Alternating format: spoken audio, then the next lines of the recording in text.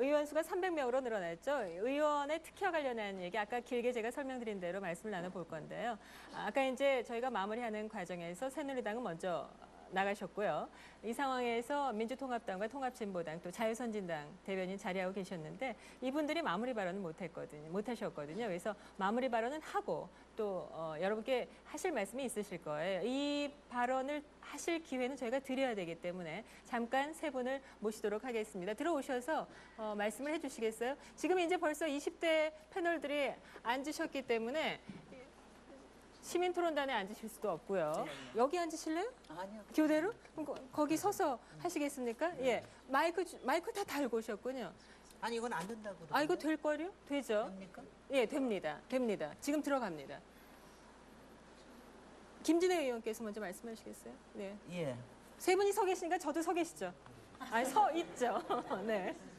우리 배강급께서도 사실 상당히 황당한 상황일 겁니다. 네, 저도 저 참 방송사상 애석합니다. 처음이죠. 예. 8시간 동안 토론하려고 엄청나게 준비해 왔습니다. 그리고 특히 이제 지금부터 국회의원 자격에 대해서 어떤 국회의원을 뽑아야 되느냐. 이 부분에 대해서 토론할 이럴 상황에서 그리고 앞으로도 몇 개의 쟁점 토론이 남아 있는데 이런 부분에서 빠지게 되는 것에 대해서 정말 이건 유감으로 생각이 듭니다. 제가 그런데 이게 오늘 한 번 당한 게 아닙니다. 제가 정책위 부의장으로서 제가 5당 정책 토론회에 나갔는데 15분 전에 한나라당이 통고하고 안 나와서 정책 토론회가 무산됐던 적이 있습니다. 오늘 8시간 회의를 준비하고 그리고 시작을 했는데 새누리당의 비대위원장 이상돈 위원께서 빠지셔서 저희가 남은 정당이 여기 같이 있지 못하는 거는요. 저희가 한 가지 분명히 말씀드리는 거는 이거는 저희가 솔직히는 이게 저희가 워낙 했던 약속에 대한 시청자들에 대한 예우도 아니고 또 유권자에 대한 예우도 아니고 특히 저희는 새누리당에 대해서도 배려를 하는 겁니다. 여기에서 저희가 새누리당의 여당 집권 여당에 대해서 여러 가지를 비판을 한다라고 하면 저희 꼴이 뭐가 되겠습니까? 여기에서 도저히 있을 수가 없는 일을 하기 때문에 그렇기 때문에 저희는 빠질 수밖에 없다는 걸 말씀을 드리고요. 제가 오늘 가장 중요한 거는 사실은 투표 동료라고 생각을 하고 여기에 왔습니다. 자, 제가 한 가지만 보여드리겠습니다. 제가 이것을 나중에 보여드리려고 그랬는데 이게 18대 국회 4년 전에 18대 국회를 뽑았을 때 그때 새누리당, 한나라당이 153석이었습니다. 그런데 그때 친박연대라고 하는 친박근혜 연대라고 하는 이상한 걸 만들어서 여기서 14석을 가져갔습니다. 그리고 자유선진당에서 13석을 가져갔습니다. 민주통합당 겨우 81석 했습니다. 당시에 지금은 통합진보당이지만 당시에 민주노동당이 5석 했습니다. 이것이 무엇이냐?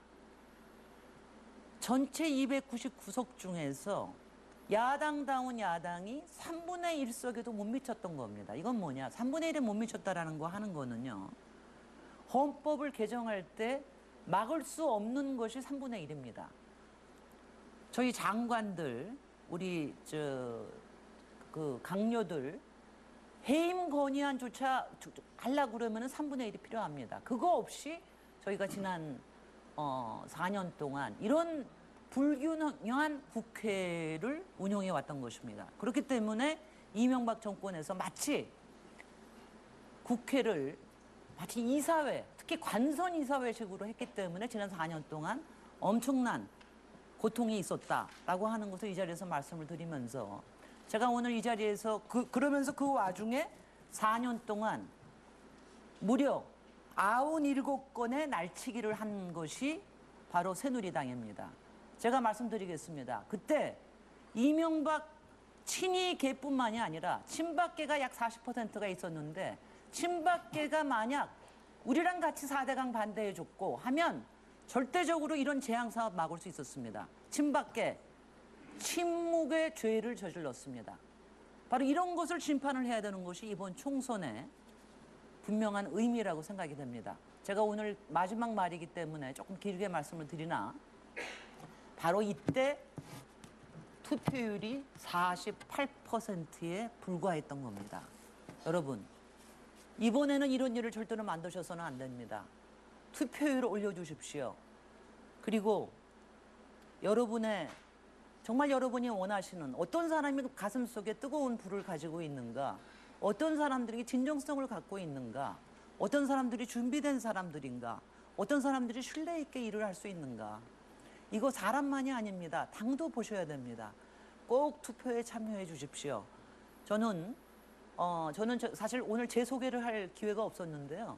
저는 지금 비례대표 국회의원, 현역 비례대표 국회의원입니다. 2년밖에 못했습니다.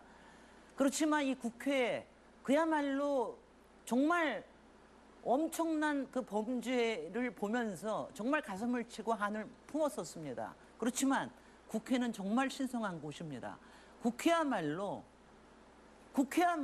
여러분의 국민의 권리를 지키고 여러분이 낸 혈세를 지키고 그리고 우리의 미래를 보듬을 수 있는 이 국회는 그 존재 자체만으로도 숭고한 곳입니다. 여러분 국회를 꼭 지켜주십시오.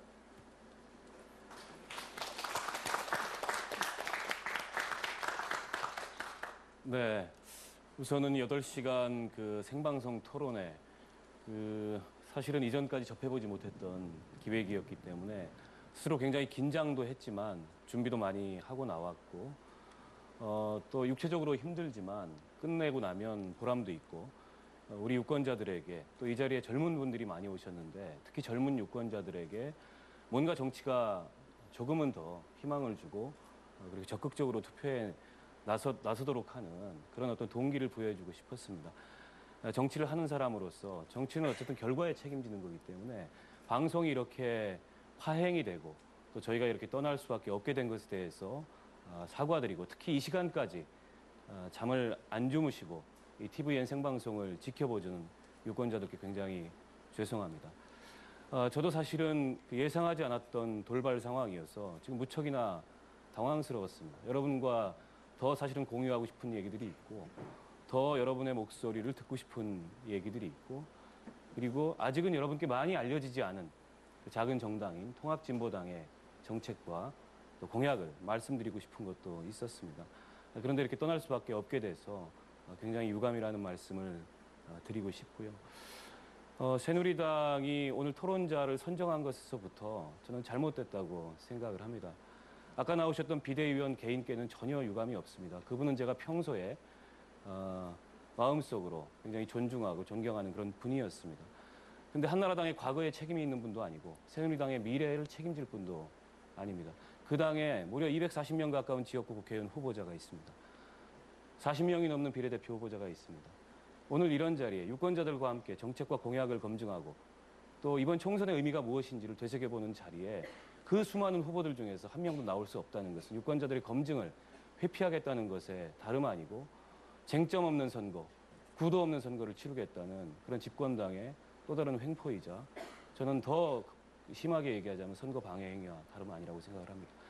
그런데 오늘 이 자리에서마저도 이런 사고가 일어나는 것에 대해서 대단히 유감이고 같이 정치를 하는 사람으로서 그리고 정당을 하는 이 공당의 입장에서 정말 이 새누리당 머리 숙여서 우리 유권자들한테 사과해야 된다고 생각합니다.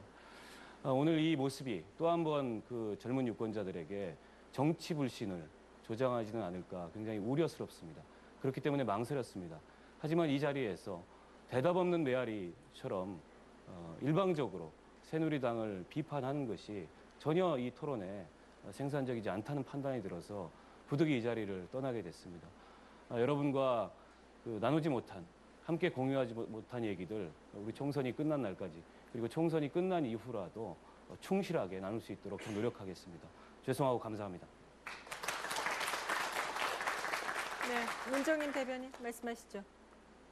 안녕하십니까. 자유선진당 대변인 문정림입니다. 인사를 하고 또 토론을 하고 마지막까지 자리를 지켜야 되는데 떠나게 되니까 많이 아쉽네요.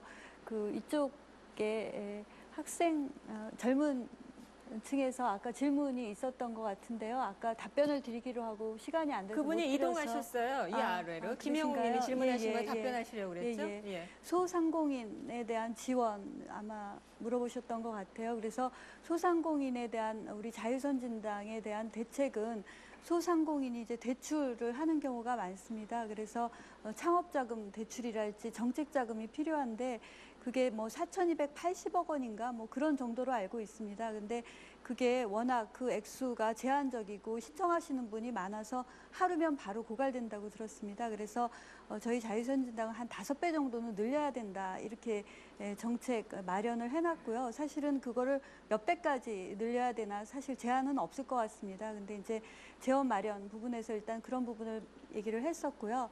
또 소상공인을 위해서 창업학교 내지는 직업학교 또 일단 사업을 시작하신 개인업자로 일을 하신 다음에 또 지속적으로 물류 공급이라든가 이런 게 필요하기 때문에 소상공인을 위한 직업학교와 창업학교와 별개로 또 권역별 물류센터를 해서 그런 부분에 도움을 드리자 뭐 몇 가지 정책이 있었습니다. 근데 아까 답변을 못 드려서 그 답변을 드리고 싶었고요.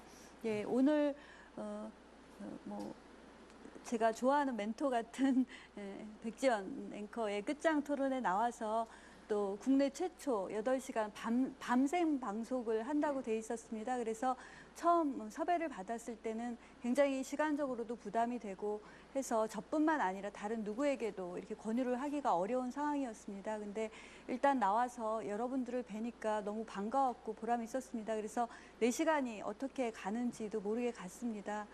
그리고 밤샘이야 사실 일을 하다 보면 얼마든지 흔히 하는 일인데 혼자 하는 게 아니고 이렇게 여러분과 함께 하니까 너무 좋았다 이런 생각을 하고 있습니다. 그래서 총선 일주일 남았지만 여러분과 함께 할 수 있었던 이런 시간에 너무 감사드리고 지금 시간을 떠나지만 이 장소를 떠나지만 총선을 통해서 또 여러분과 만나고 싶다 이렇게 생각을 하고 있습니다. 고맙습니다. 네, 김진애 의원님, 박원성님, 또 우리 문정림님 세 분 같이 밤새셨어야 되는데 정말 애석하네요. 그렇지만 세 분의 이유 저희도 충분히 이해하고요. 그렇지만 저희는 토론을 완수하겠습니다. 이제까지 함께해 주셔서 정말 감사하고요. 고맙습니다. 다음에 또 정책 토론할 때 꼭 나와주시기 바랍니다. 고맙습니다. 예, 감사합니다. 고맙습니다. 네, 세 분에게 박수 해서 모셔드리고요. 감사합니다. 네, 아까 이런